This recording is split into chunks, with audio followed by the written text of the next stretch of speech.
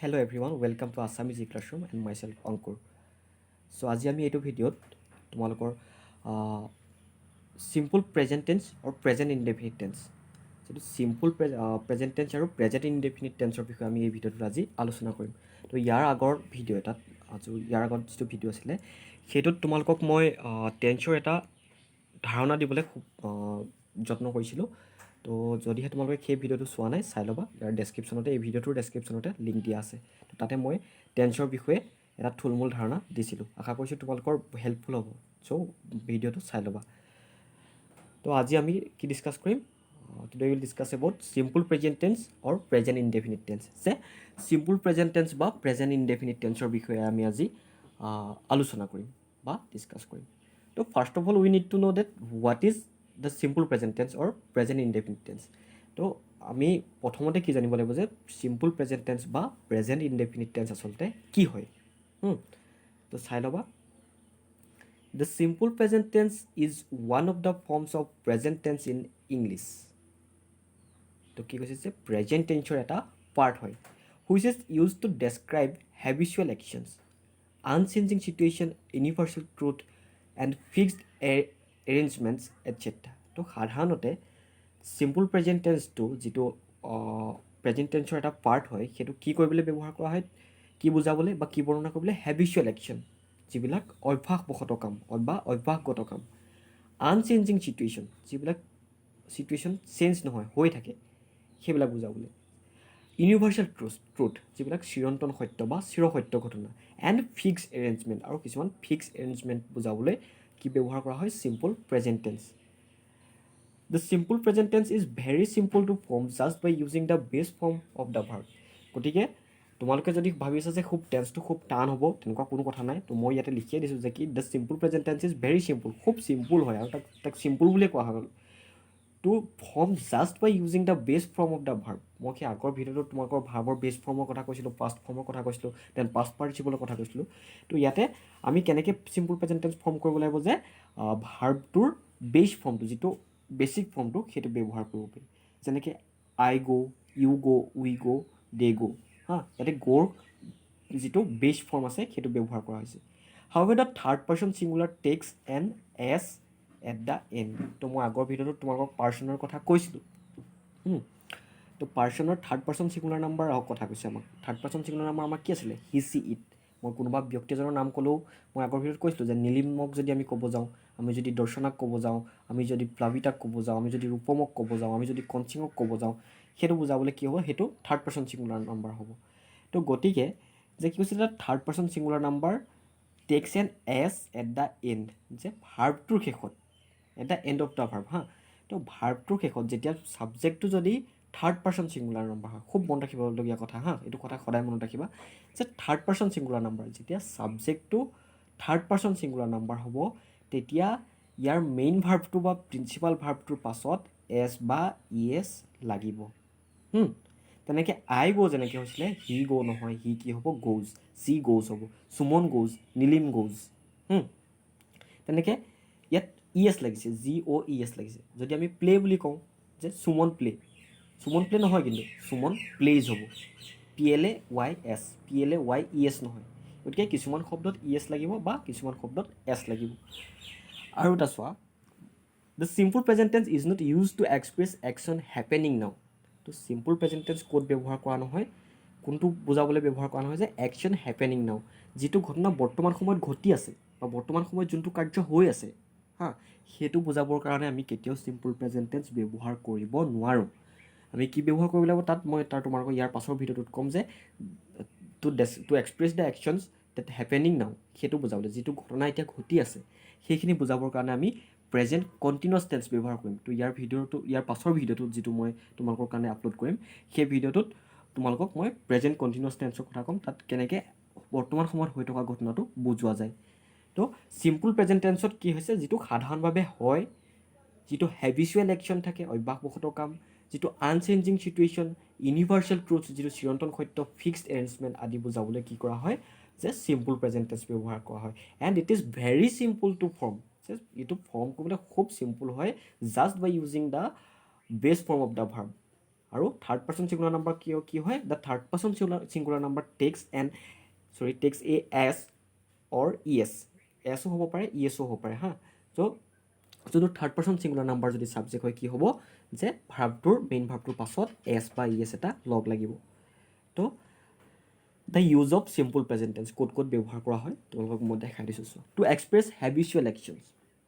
কি বুজাবলৈ অভ্যাসবশতঃ কাম কৰা বুজাবলৈ বা habitual action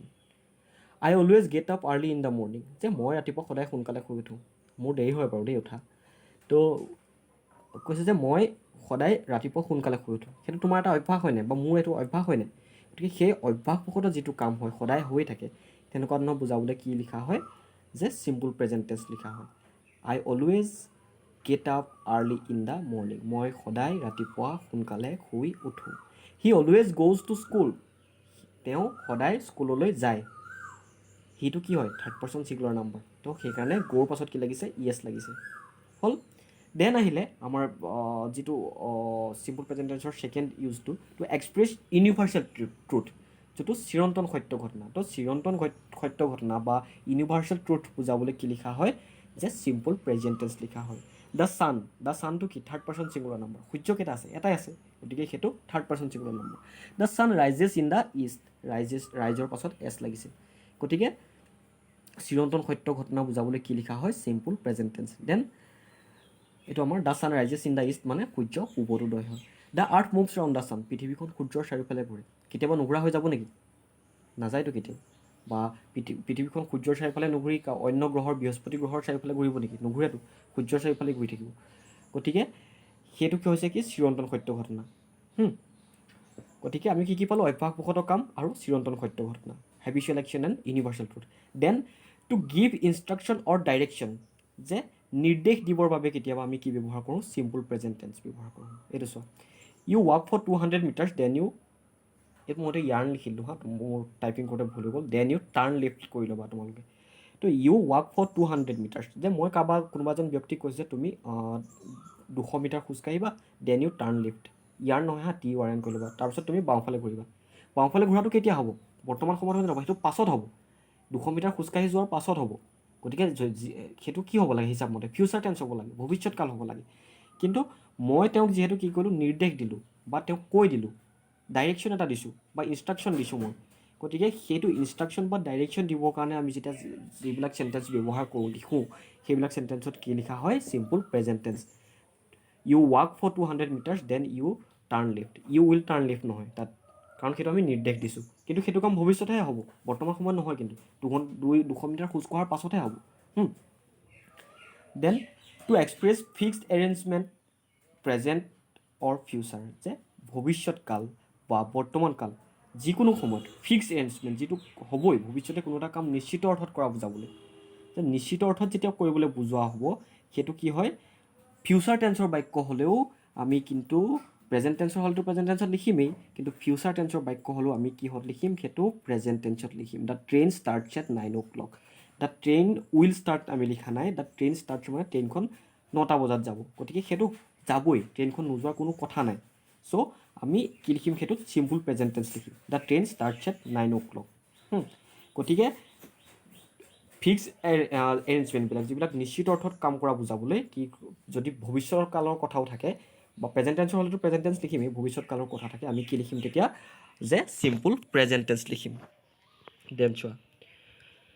two express future time after some conjunctions after when before as soon as until তো কিছুমান সংযোগী শব্দ থাকে ফিউচাৰ টেন্সৰ বাক্যৰ আগত কিছুমান সংযোগী শব্দ যদি থাকে লগত যদি কিছুমান সংযোগী শব্দ থাকে তেতিয়া আমি কি লিখিম যে চিম্পল প্ৰেজেণ্ট টেন্স লিখিম এইটো চোৱা মই এটা দিছোঁ he will give it to you when you come next Sunday তেওঁ তোমাক এইটো বস্তু দিব তুমি যেতিয়া অহা দেওবাৰে আহিবা নেক্সট ছানডে মানে কি সেইটো ফিউচাৰ টেন্স কিন্তু ফিউচাৰ টেন্সৰ পাছতো মই সেইটো ব'ল্ড কৈ দিছোঁ চোৱা হি উইল আছে ইয়াত he will give it to you গতিকে সেইটো future tense when you come next Sunday যে ইয়াত ৱেনটো যিহেতু আমি ইয়াত যে আফটাৰ বিফ'ৰ ৱেন আছে নাই গতিকে ৱেনটো যিহেতু সংযোগী শব্দ এটা ভৱিষ্যৎকালৰ বাক্য বুজাবলৈ আমি সেই ভৱিষ্যৎকালৰ হ'ব লগা ঘটনা এটা বুজাবলৈ আমি চেণ্টেন্সটো লিখিছোঁ আৰু তাতে আমি এটা সংযোগী শব্দ আছে কি দুটা চেণ্টেন্সৰ সংযোগী শব্দটো কি কনজাংচন কৰাটো কি আছে সেইটো হুৱেন তো হুৱেনৰ পাছৰ চেণ্টেন্সটো কি হ'ব চিম্পল প্ৰেজেণ্ট টেন্স যে he will give it to you when you come next Sunday হ'ল to express some famous persons quotations তো কোনোবা মহান ব্যক্তিৰ যদি উক্তি প্ৰকাশ কৰোঁ আমি কোনোবা মহান ব্যক্তিৰ যদি উক্তি প্ৰকাশ কৰিবলৈ লিখোঁ তেতিয়া কি লিখিম আমি চিম্পল প্ৰেজেণ্ট টেন্স যদিও ঘটনাটো আগতে হৈ গ'ল যদি মহাত্মা গান্ধীৰ কথা কওঁ মহাত্মা গান্ধীটো এতিয়া নাই আগতেই হৈ গ'ল গতিকে মহাত্মা গান্ধীয়ে কোৱা যদি কিবা এটা কথা লিখোঁ আমি সেইটো কিহত লিখিম simple present tense Mahatma Gandhi চেজ ডেট শ্বেক্সপিয়াৰ চেজ নেইডাৰ এ বৰুৱাৰ নৰ এ লেণ্ডাৰ বি গতিকে মহান মনীষীয়ে কোৱা বা মহান ব্যক্তিয়ে কোৱা যিবিলাক উক্তি প্ৰকাশ কৰিম আমি সেইবিলাক কিহত লিখিম চিম্পল প্ৰেজেণ্ট টেন্স হ'ল দেন ষ্ট্ৰাকচাৰটো চোৱা যিটো চিম্পল প্ৰেজেণ্ট টেন্সৰ ষ্ট্ৰাকচাৰটো চিম্পল ছাবজেক্ট ভাৰ্ব প্লাছ অবজেক্টৰ এক্সটেনশ্যন মানে চেণ্টেন্সটো বহাবলৈ যিখিনি লিখা হয় সেইখিনি তো ছাবজেক্ট ভাৰ্ব আৰু অবজেক্ট থাকিব বেছিকেলি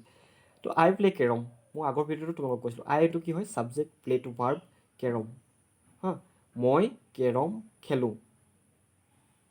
কেৰম হ'ব যদি আমি অসমীয়ালৈ ডাইৰেক্ট নিওঁ কিন্তু আমাৰ ইয়াত ইংৰাজীটোত কি বুজাইছে মই কেৰম খেলোঁ সদায়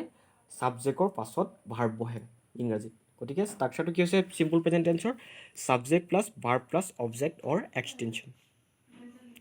তো মই তোমালোকক কিছুমান কনজুগেশ্যন কৰি দেখাই দিছোঁ চোৱা যে পাৰ্চনৰ লগত কেনেকৈ সলনি হ'ব আমি প্লে ভাৰ্বটো লৈছোঁ first person second person third person মই তোমালোকৰ আগৰ ভিডিঅ'টোত বুজাইছিলোঁ তো মই ইয়াত আকৌ বুজাই নাথাকোঁ তোমালোকে চাই ল'বা তো ফাৰ্ষ্ট পাৰ্চন কি আছে আই হ'লে প্লে হ'ব বা গ' থাকিলে গ'য়ে হ'ব ডু থাকিলে ডুৱে হ'ব উই হ'লে কি হ'ব প্লে হ'ব you play he she it plays third person singular number হ'লে সদায় এছ বা ই এছ লাগিব যদি গ' থাকিলহেঁতেন ই এছ থাকিলহেঁতেন গ'জ হ'লহেঁতেন দে প্লে গতিকে থাৰ্ড পাৰ্চন ছিংগুলাৰ নাম্বাৰতহে অকল এছ বা ই এছ লাগিব চিম্পল প্ৰেজেণ্ট টেন্সত মই ইয়াতে তলত লিখি দিছোঁ এবাৰ চোৱা in simple present tense the third person singular subject always takes a S or E S at the end of the verb he plays she works Suman goes Nilim goes গতিকে মই থাৰ্ড পাৰ্চন ছিংগুলাৰ নাম্বাৰ হ'লে কি বুলি ক'লোঁ যে simple present টেন্সত main ভাৰ্বৰ লগত এটা S বা ই এছ লগ লাগিব হ'ল গতিকে মই তোমালোকক আকৌ এবাৰ কৈ দিছোঁ যে কেতিয়া কেতিয়া চিম্পল প্ৰেজেণ্ট টেন্স হয়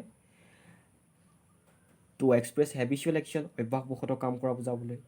উদাহৰণ দিছিলোঁ মই আগতে টু এক্সপ্ৰেছ ইউনিভাৰ্চেল ট্ৰুথ চিৰসত্য ঘটনা বুজাবলৈ to give instruction or direction নিৰ্দেশ দিবৰ বাবে